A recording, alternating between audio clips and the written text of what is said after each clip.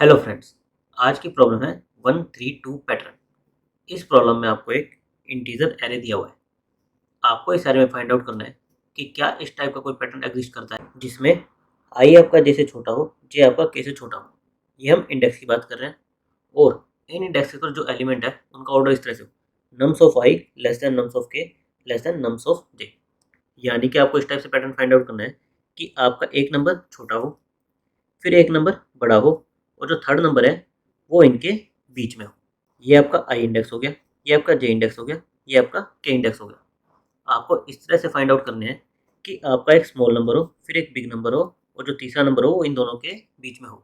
अगर इस टाइप का कोई पैटर्न एग्जिस्ट करता है तो आपको ट्रू रिटर्न करना है और अगर एग्जिस्ट नहीं करता तो फॉल्स रिटर्न करना है। और इसको 132 क्यों कह रहे हैं? क्योंकि 132 ये एलिमेंट्स इस पैटर्न को सेटिस्फाई करते हैं। 1 आपका एक स्मॉल नंबर हो गया, 3 आपका एक बिग नंबर हो गया और 2 आपका 1 और 3 के बीच का एलिमेंट हो गया। जैसे अगर हम एग्जांपल लेके 1 2 3 4 हमारा एरे इस टाइप से बनेगा तो इसमें हमारा 132 पैटर्न एग्जिस्ट नहीं करेगा, तो हम फॉल्स रिटर्न कर देंगे। अगर हम ये देखें 3 1 4 2, इसमें आपका एरे कैसे बनेगा? 3 है, फिर आपका 1 है, फिर 4 है, फिर आपका 2 है। तो 1 4 2 ये आपका 132 टाइप का पैटर्न बना रहे हैं, तो हमें ट्रू रिटर्न करना है। और हमें कॉन्स्टेंट्स क्या दिए कि हमारे एरे की लेंथ 10⁵ यहाँ तक हो सकती है। इसका क्या मतलब है कि हमें O ऑफ n या फिर O of n log n इस टाइप का कोई सोल्यूशन देखना पड़ेगा। सबसे पहले अगर हम इसके ब्रूट फोर्स सोल्यूशन की बात करें तो हमें क्या करना है, एक i एक j एक k, 3 नंबर्स फाइंड आउट करने हैं। तो अगर हम सारी की सारी पॉसिबिलिटीज ट्राई कर लें, हम 3 पेयर सारे ट्राई कर लें, 3 1 2 3 1 4 1 4 2, हम सारे के सारे 3 पेयर ट्राई कर लें और चेक कर लें कि क्या कोई भी पेयर हमारा रिक्वायर्ड पैटर्न को सेटिस्फाई करता है या नहीं करता।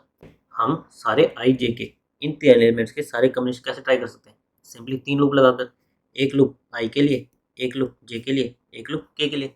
और इसके अंदर हम क्या चेक कर लें कि क्या हमारी कंडीशन सेटिस्फाई हो रही है या नहीं हो रही। हमारा कोड किस तरह से दिखेगा? हम एक आई के लिए लूप चलाएंगे, जे हमारा i+1 से शुरू होगा और एंड तक जाएगा, के हमारा j+1 से शुरू होगा और एंड तक जाएगा। हम तीनों आई जे के सारे पेयर ट्राई आउट कर लेंगे और इसके अंदर क्या चेक कर लेंगे, आई हमारा के से छोटा होना चाहिए और के हमारा जे से छोटा होना चाहिए, जो हमारी कंडीशन थी। अगर ये कंडीशन किसी भी पेयर के लिए सेटिस्फाई होती है तो हम ट्रू रिटर्न कर देंगे और नहीं होती तो हम फॉल्स रिटर्न कर देंगे। लेकिन इस सॉल्यूशन की हमारी टाइम वेलोसिटी क्या आएगी?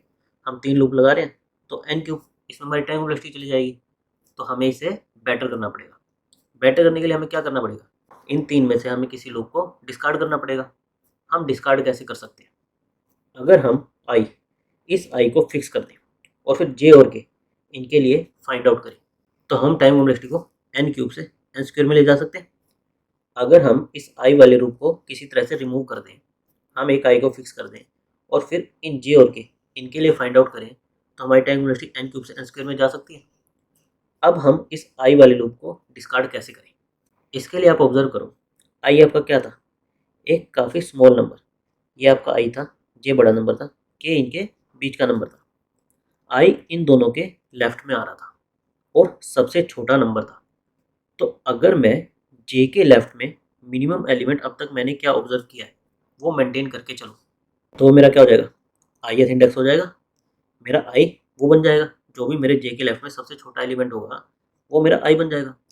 फिर सिंपली मैं जे और के इनके लिए लूप लगा सकता हूँ और हर बार जब मेरा जे आगे बढ़ेगा तो मैं इस आई को कैसे अपडेट करूँगा? मैं जो ये मेरा करंट जे था और जो मेरा प्रीवियस मिनिमम था उन दोनों का मिनिमम ले लूँगा।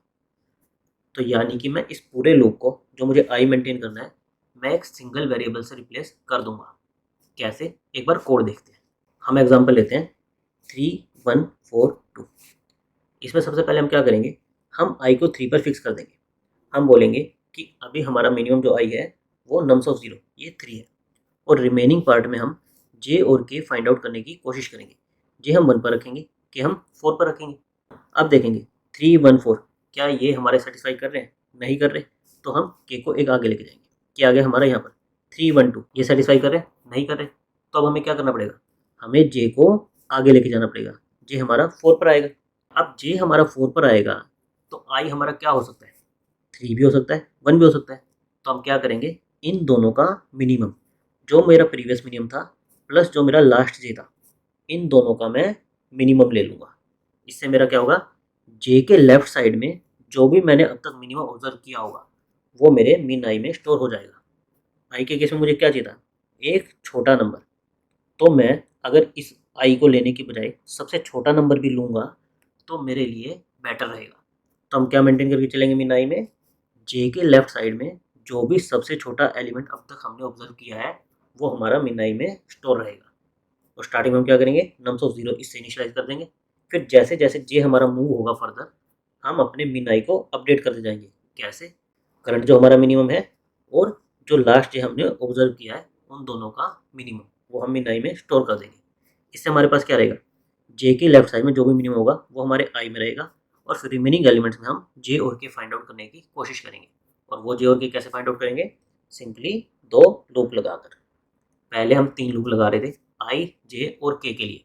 अभी हमने आई वाले लूप को एक वेरिएबल से रिप्लेस कर दिया कि जे के लेफ्ट साइड में जो भी हमने मिनिमम एलिमेंट ऑब्जर्व किया है वो हम स्टोर करके चले।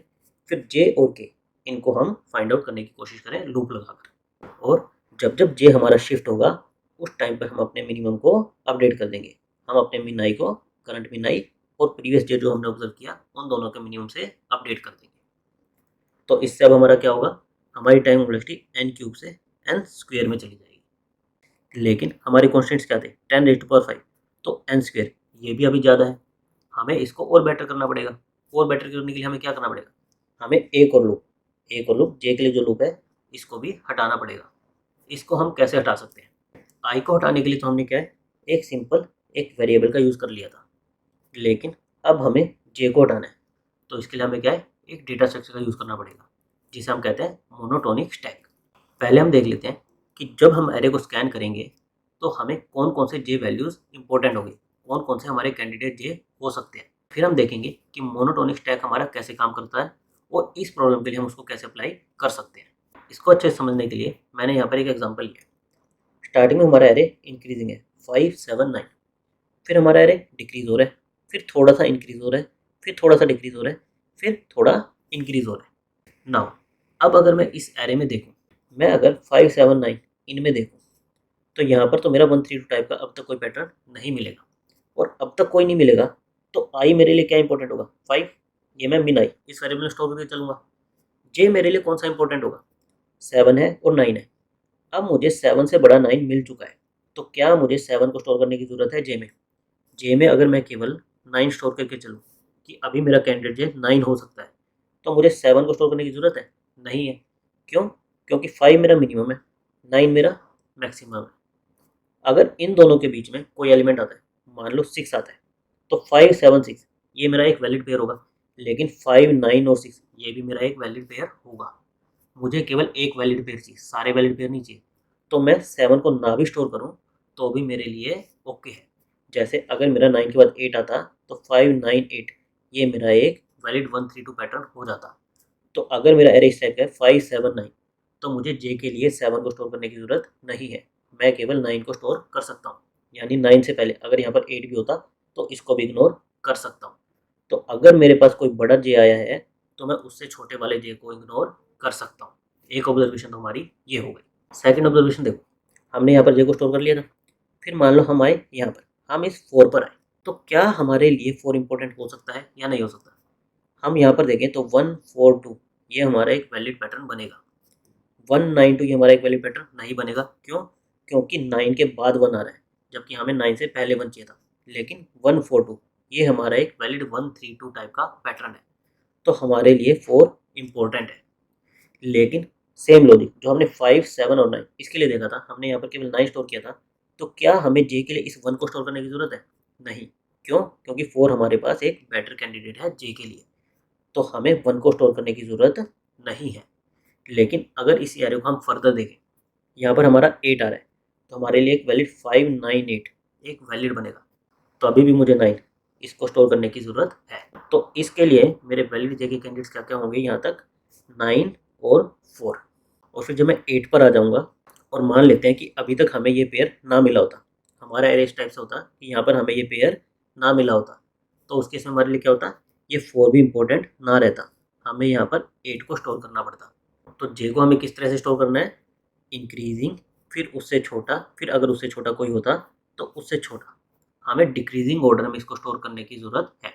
अगर इनके बीच में कोई छोटी वैल्यू आ रही है, जैसे 918 आ रहा है, तो ये हमारा जे का कैंडिडेट नहीं स्टोर करना है, हमें केवल जे को डिक्रीजिंग ऑर्डर में स्टोर करना है। और इसलिए हम क्या यूज़ कर सकते हैं, मोनोटोनिक डिक्रीजिंग स्टैक का, जो कि इस टाइप की प्रॉब्लम के लिए परफेक्ट डेटा स्ट्रक्चर है। पहले हम देखते हैं कि मोनोटोनिक डिक्रीजिंग स्टैक होता क्या है, फिर हम इस प्रॉब्लम के लिए उसको अप्लाई कैसे करेंगे। मोनोटोनिक डिक्रीजिंग स्टैक में आप क्या करते हो, आप स्टैक के अंदर अपने एलिमेंट्स को डिक्रीजिंग ऑर्डर में मेंटेन करके चलते हो। जैसे मान लेते हैं हमारा इनिशियल स्टैक ये था 5 4 2 1। अब आपके पास रिक्वेस्ट आई कि आपको स्टैक में 3 को इंसर्ट करना है। अगर आप 3 को यहाँ पर इंसर्ट कर दोगे तो आपका क्या हुआ, पहले डिक्रीज हो रहा है फिर इंक्रीज हो जाएगा। जबकि मोनोटोनिक डिक्रीजिंग स्टैक में क्या होना चाहिए, आपका ऑर्डर केवल डिक्रीजिंग होना चाहिए। तो इसलिए 3 को हम यहाँ पर इंसर्ट नहीं कर सकते, उससे पहले हमें 1 और 2 इनको रिमूव करना पड़ेगा और उसके बाद फिर हम 3 को इंसर्ट करेंगे ताकि हमारा डिक्रीजिंग ऑर्डर मेंटेन रहे। अब अगर इसके बाद हमारे पास 4 को इंसर्ट करने की रिक्वेस्ट आती है तो हमें क्या करना पड़ेगा, 3 और 4 इसको पॉप करना पड़ेगा, फिर इस 4 को यहाँ पर इंसर्ट करना पड़ेगा। इक्वल एलिमेंट्स का केस आपका इम्प्लीमेंटेशन डिपेंडेंट है, आप प्रॉब्लम टू प्रॉब्लम ये वेरी करोगे। किसी में हो सकता है आपको इक्वल एलिमेंट को रखना हो, किसी में हो सकता है आपको इक्वल एलिमेंट को ना रखना हो। तो अकॉर्डिंगली हम यहाँ से इक्वल टू साइन को हटा भी सकते हैं और रख भी सकते हैं। और हमारा कोड कैसा दिखेगा, जब तक हमारा स्टैक एम्प्टी नहीं है और हमारे स्टैक का टॉप हमारे नम्स ऑफ के इससे छोटा है तो क्या करो, स्टैक से उस एलिमेंट को रिमूव कर दो और फिर उसके बाद क्या करो, लास्ट में जब हमारा ऑर्डर मेंटेन हो जाए तो अपने इस एलिमेंट को स्टैक में पुश कर दो। तो ये हमारा होता है मोनोटोनिक डिक्रीजिंग स्टैक। नाउ इस प्रॉब्लम में हमने एक चीज़ देखी थी, 9 जब हम स्टोर कर रहे थे तो हमें इसके कोरस्पॉन्डिंग इसके लेफ्ट साइड में मिनिमम भी चाहिए होगा। हमें आई और जे ये पेयर चाहिए, फिर हम के फाइंड आउट करेंगे तो इसके लेफ्ट में हमें मिनिमम भी चाहिए होगा। जैसे अगर मैं यहाँ पर आ गया, इस 9 के लेफ्ट में मिनिमम क्या है, 5 है, और इस 4 के लेफ्ट में मिनिमम क्या है, 1 है। तो मुझे जे के साथ साथ उसके लेफ्ट में जो मिनिमम है वो भी स्टोर करना पड़ेगा। जे को स्टोर करने के लिए मैं क्या यूज़ करूँगा, मोनोटोनिक डिक्रीजिंग स्टैक का। लेकिन मुझे साथ में उसके लेफ्ट में जो मिनिमम एलिमेंट अब तक मैंने ऑब्जर्व किया है, जैसे 9 के लेफ्ट में 5, 4 के लेफ्ट में 1, वो भी स्टोर करना पड़ेगा। तो हम क्या करेंगे, स्टैक किसका बनाएंगे, पेयर का, पेयर ऑफ इंट कॉमाइंड, जिसमें पहला एलिमेंट का रिप्रेजेंट करेगा हमारा कैंडिडेट जे और दूसरा एलिमेंट का रिप्रेजेंट करेगा इस जे के लेफ्ट में हमने अब तक मिनिमम एलिमेंट क्या ऑब्जर्व किया है, मिन आई, किसके कोरस्पॉन्डिंग, हमारे इस कैंडिडेट जे के कोरस्पॉन्डिंग। तो इसकी हेल्प से फिर हम क्या करेंगे, हम इन दो एलिमेंट को फिक्स कर देंगे, आई और जे, फिर के लिए हम लूप चलाएंगे। तो एक बार हम इस प्रॉब्लम पर अपनी अप्रोच लगा कर देखते हैं, फिर हम इसका कोड देखेंगे। सबसे पहले हम क्या करेंगे, मिन आई में हमारे 5 को स्टोर कर देंगे, फिर हम यहाँ से फर्स्ट इंडेक्स से अपना लूप लगाना शुरू करेंगे। हमें एक स्टैक चाहिए होगा जिसमें हम मोनोटोनिक डिक्रीजिंग ऑर्डर मेंटेन करके चलेंगे। हम आए 7 पर, अभी हमारा स्टैक एम्प्टी है, मिन आई में क्या है आपका 5 है। हमारा स्टैक अगर एम्प्टी है तो सिंपली हम क्या करेंगे, ये जे और इसके कोरस्पॉन्डिंग जो मिनिमम अब तक ऑब्जर्व किया है जो कि मिन आई में स्टोर होगा वो हम स्टोर कर देंगे और फिर मिन आई को अपडेट कर देंगे किससे, हमारे प्रीवियस मिन और जो लास्ट एलिमेंट हमने एनकाउंटर किया 5 और 7 इसके मिनिमम से। तो हमारा मिन आई अभी क्या रह जाएगा, 5 रह जाएगा। फिर हम आएंगे नेक्स्ट एलिमेंट 9 पर। अब हम देखते हैं 9 हमारा इस 7 से बड़ा है, यानी कि हमें इस 7 को पॉप करना पड़ेगा। इसको हम कर देंगे पॉप और अपने 9 को इंसर्ट कर देंगे, क्यों हमारा स्टैक एम्प्टी हो गया तो अब हम अपने एलिमेंट को इंसर्ट कर देंगे। 9 कोमा मिन आई कितना है 5, और मिन आई को सेपरेट कर देंगे 5 और 9 के मिनिमम से, जो कि हमारा रह जाएगा 5। फिर हम आएंगे इस 1 पर। अभी हम देखें 1 हमारा 9 से छोटा है, यानी कि हमें स्टैक से कुछ भी पॉप नहीं करना है। लेकिन अब ये हमारा क्या है, के है, हमारे पास हमारा जे है जो कि 9 है, आई है जो कि 5 है। हम इसके लिए चेक करेंगे क्या ये हमारा nums of I less than nums of के लेस देन नम्स ऑफ जे इस प्रॉपर्टी को सेटिस्फाई करता है या नहीं करता। तो अभी हमारा आई क्या है 5 है, लेस देन के हमारा क्या है 1, जो कि हमारी कंडीशन को फॉल्स है, यानी कि इससे हमारा आंसर नहीं आएगा। 5, 9 और 1 ये हमारा एक आंसर नहीं है। अब हम क्या करेंगे, इस 1 और इसके कोरस्पॉन्डिंग जो हमने अब तक मिनिमम ऑब्जर्व किया है इसको अपने स्टैक में पुश कर देंगे और आगे बढ़ जाएंगे हम माई 4 पर। इससे पहले हम क्या करेंगे, हम हमारे मिन को 5 और 1 इससे अपडेट कर देंगे, इन दोनों के मिनिमम से 1। हमारा मिन आई क्या हो गया 1, कि अब तक हमने जो मिनिमम एलिमेंट ऑब्जर्व किया है वो 1 है। 1 के लेफ्ट में जो हमने ऑब्जर्व किया था मिनिमम एलिमेंट वो 5 था, लेकिन अब जो भी नेक्स्ट एलिमेंट आएगा उसके लिए मिनिमम एलिमेंट जो हमें ऑब्जर्व कर चुके हैं वो कितना है 1, तो इसलिए हम अपने मिन आई को अपडेट कर देंगे। अब आ गए हम 4 पर। हमने 4 को 1 से कंपेयर किया, 4 हमारा बड़ा है, तो हमें क्या करना पड़ेगा, इसको पॉप करना पड़ेगा। फिर हम कंपेयर करेंगे 9 से, 9 से छोटा है। तो अब हम क्या करेंगे, हम चेक करेंगे कि क्या ये हमारा एक पॉसिबल आंसर हो सकता है या नहीं हो सकता। हमारा मीन क्या है 5, 9 के लिए हमारा मीन क्या था 5, जी हमारा क्या है 9, 5, 9 और 4, 5, 9 और 4, क्या ये हमारा आंसर हो सकता है, नहीं हो सकता। तो इसलिए हम क्या करेंगे, इस 4 और इसके कॉरस्पॉन्डिंग मिनिमम क्या है 1, इसको अपने स्टैक में पुश कर देंगे और आगे बढ़ जाएंगे। अब हम के इस 2 इसको कंसिडर करेंगे। अभी हमारी स्टेट क्या है, हमारे स्टैक में 9 और 5, 4 और 1 ये दो एलिमेंट्स पड़े हैं। हमारा के यहाँ पर है, हमारा मीन आई अभी क्या है 1 है। हम आए 2 पर, हमने देखा 2 4 से छोटा है। तो अब हमें इस condition nums of I less than nums of के लेस देन नम्स ऑफ जे इसको चेक करना है। हमारा जे क्या है 4 है, आई हमारा क्या है 1 है, इस जे के लिए आई हमारा क्या है 1 है, जे हमारा 4 था, और हमारा के क्या है 2 है। तो अब हम देखें nums of I less than nums of के, यस, नम्स ऑफ के less than nums of J, yes, हमारी कंडीशन ट्रू हो गई। तो अब हम यहाँ से ट्रू रिटर्न कर देंगे। हमें केवल एक ही पेयर चाहिए था, तो हम यहाँ से ट्रू रिटर्न कर देंगे। अगर हमें यहाँ पर आंसर नहीं मिलता तो हम इस प्रोसेस को रिपीट करते जाते हैं। हमारा प्रोसेस क्या है, सबसे पहले जो हम एलिमेंट कंसीडर कर रहे हैं उसको अपने स्टैक में कंपेयर करो। अगर वो स्टैक के किसी भी एलिमेंट से बड़ा है तो स्टैक के एलिमेंट को पॉप कर दो। क्यों, क्योंकि हमें मोनोटोनिक डिक्रीजिंग ऑर्डर मेंटेन करके चलना है। अगर हमारा स्टैक एम्प्टी हो जाता है तो हमें क्या करना है, उस एलिमेंट को पुश करना है अपने स्टैक में, और उसके कोरस्पॉन्डिंग जो भी मिनिमम हमने ऑब्जर्व किया है वो भी पुश कर देंगे। लेकिन अगर हमारा स्टैक एम्प्टी नहीं होता तो हमें क्या करना है, हमारी कंडीशन को चेक करना है। कंडीशन कैसे चेक करेंगे, हम स्टैक का टॉप एलिमेंट देखेंगे, उसका जो फर्स्ट एलिमेंट होगा वो हमारा हो जाएगा जे, और उसके कोरस्पॉन्डिंग जो हमने आई स्टोर किया होगा वो हमारा हो जाएगा आई, और जो करंट एलिमेंट होगा वो हमारा हो जाएगा के।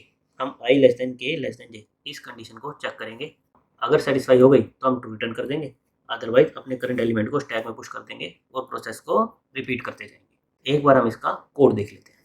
लास्ट अप्रोच में हम क्या कर रहे थे, जे और के इन दो के लिए लूप लगा रहे थे, मीन नहीं तो हम अपना एक वेरिएबल से मेंटेन करके चल रहे थे। इस अप्रोच में हम क्या करेंगे, हम जे के लिए स्टैक मेंटेन करके चलेंगे ताकि हम एक और लूप को एलिमिनेट कर सकें, हम जे वाले लूप को भी एलिमिनेट कर सकें। और स्टैक हमें किस टाइप का चाहिए होगा, कैंडिडेट जे और उसके कोरस्पॉन्डिंग लेफ्ट साइड में जो अब तक हमने मिनिमम ऑब्जर्व किया है उसके लिए। तो हमारा स्टैक किस टाइप का रहेगा, pair of int comma int. फिर हम के लिए लूप चलाएंगे, एक सिंगल लूप लगाएंगे हम के को फाइंड आउट करने के लिए। सबसे पहले हम क्या करेंगे, हम अपने स्टैक को मेंटेन करके चलेंगे ताकि हमारे प्रोबेबल कैंडिडेट जे मेंटेन रहे उस स्टैक में। तो उसको हम कैसे मेंटेन करते हैं, जब तक हमारा स्टैक एम्प्टी नहीं है और स्टैक का टॉप एलिमेंट हमारे करंट एलिमेंट से छोटा है तो स्टैक को पॉप कर दो ताकि हमारा डिक्रीजिंग ऑर्डर मेंटेन रहे।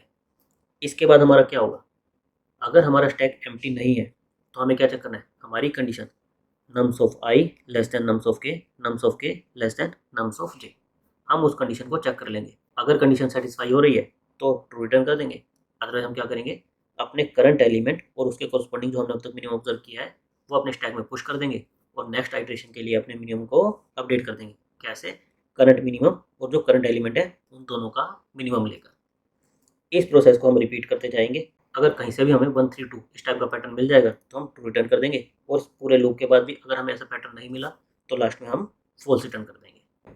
इससे हमारी टाइम कॉम्प्लेक्सिटी क्या रहेगी, हम सिंपली एक एन साइज का लूप लगा रहे हैं और उसके अंदर कुछ कांस्टेंट ऑपरेशंस कर रहे हैं। स्टैक के पुश और पॉप ऑपरेशन आपके कांस्टेंट होते हैं, तो हमारी टाइम कॉम्प्लेक्सिटी क्या आ जाएगी, O ऑफ एन, और स्पेस कॉम्प्लेक्सिटी हमारी क्या आएगी, अब हम एक एक्स्ट्रा स्टैक का यूज़ कर रहे हैं, हमारी स्पेस कॉम्प्लेक्सिटी क्या हो जाएगी O ऑफ एन। तो स्टार्ट हमने किससे किया था, O ऑफ एन क्यूब से, फिर हमने बेटर किया O ऑफ एन स्क्वायर में, और लास्ट में हमारी ऑप्टिमल अप्रोच क्या रही, O ऑफ एन, लेकिन किसका यूज़ करके, extra O of n space का यूज़ करके। Thank you guys.